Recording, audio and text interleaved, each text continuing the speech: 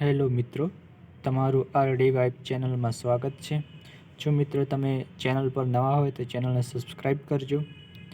આજે આપણે જોવાના છે એસઆઈઆર ફોર્મ કેવી રીતે ભરવું। તો તમને આવું એક ફોર્મ આપવામાં આવ્યું હશે, ત્યાં મતદારનું નામ, મતદારનો ફોટો, ઓળખ નંબર, સરનામું આવું લખેલું હશે, અનુક્રમ નંબર, ભાગ નંબર, વિધાનસભા મત વિભાગ નંબર આ બધું લખેલું હશે। તમારે અહીંયા QR કોડ હશે, અહીંયા કણ તમારે ફોટો લગાવેલો હશે અને તાજેતરનો અહીંયા ફોટો લગાવવાનો છે। પહેલા ખાનામાં જન્મ તારીખ, જે પહેલો દિવસ, પછી મહિનો, પછી વર્ષ લખવાનું છે, જન્મ તારીખ। બીજા નંબરમાં આધાર કાર્ડ નંબર લખવાનો છે। ત્રીજામાં મોબાઈલ નંબર, પોતાનો પિતા અથવા વાલીનું નામ એટલે કે પિતાનું નામ લખવાનું છે। પિતાના ચૂંટણી કાર્ડ નંબર લખવાનો છે। અહીં માતાનું પૂરું નામ લખવાનું છે, માતાની ચૂંટણી કાર્ડ નંબર લખવાનો છે। જો તમે વિવાહિત હોય, લગ્ન કરેલ હોય, પતિ અથવા પત્નીનું નામ લખવાનું છે, પત્ની કે અથવા પતિનું ચૂંટણી કાર્ડ નંબર લખવાનો છે। હવે આપણે જોવાના છે છેલ્લા એસઆઈઆર મતદાર યાદીમાં મતદારની વિગતો, જે 2002ની મતદાર યાદીમાં જેનું નામ હોય તેની વિગતો 2002ની મતદાર યાદીમાંથી અહીંયા લખવું। અહીંયા મતદારનું નામ લખવાનું છે, મતદારની ઓળખ નંબર એટલે જો ચૂંટણી કાર્ડ નંબર હોય તે લખવાનું છે, સંબંધીનું નામ, સંબંધ, જિલ્લો તમારે જે પણ લખી શકો છો, ગાંધીનગર અથવા ગુજરાત।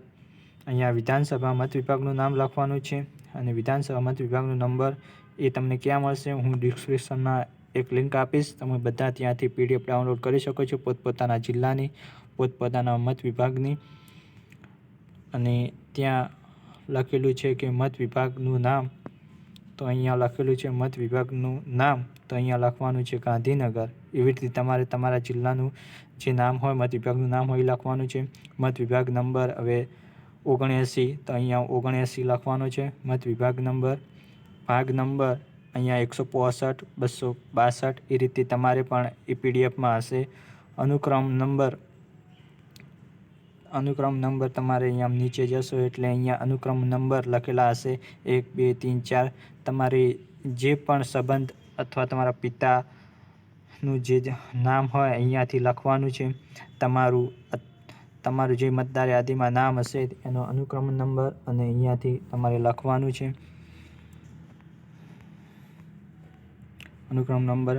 પછી તમારે જે સંબંધીનું નામ છેલ્લા એસઆઈઆરમાં અગાઉ કોલમમાં આપવામાં આવ્યું હતું, તો કે તમારા મમ્મી પપ્પા અથવા દાદા દાદીની મતદાર યાદીમાંથી વિગતો લખવાનું છે, એમનું નામ લખવાનું છે, જે મતદાર પપ્પા મમ્મી કે દાદા દાદીનું, એમનો ઓળખ નંબર લખવાનો છે, મમ્મી પપ્પા દાદા દાદી, એમનો સંબંધ તમારા પિતા મમ્મી દાદા જે થતું હોય લખવાનું છે, એમાં આખું નામ લખવું। પછી જિલ્લો તમારો પસંદ જે હોય એ લખવાનો છે, રાજ્ય તમારું ગુજરાત આ રીતે લખવાનું છે। મત વિભાગનું નામ એવી રીતે હું તમને PDF આપીશ, મત વિભાગનું નામ આવી રીતે 79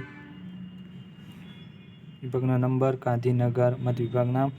ભાગ નંબર અહીંયા ખૂણામાં લખેલો છે, ભાગ નંબર આ 165 200 આવી રીતે લખવાનું છે।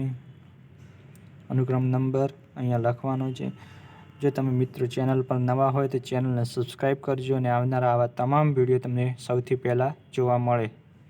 વિડીયો ગમ્યો હોય તો લાઈક જરૂર કરજો।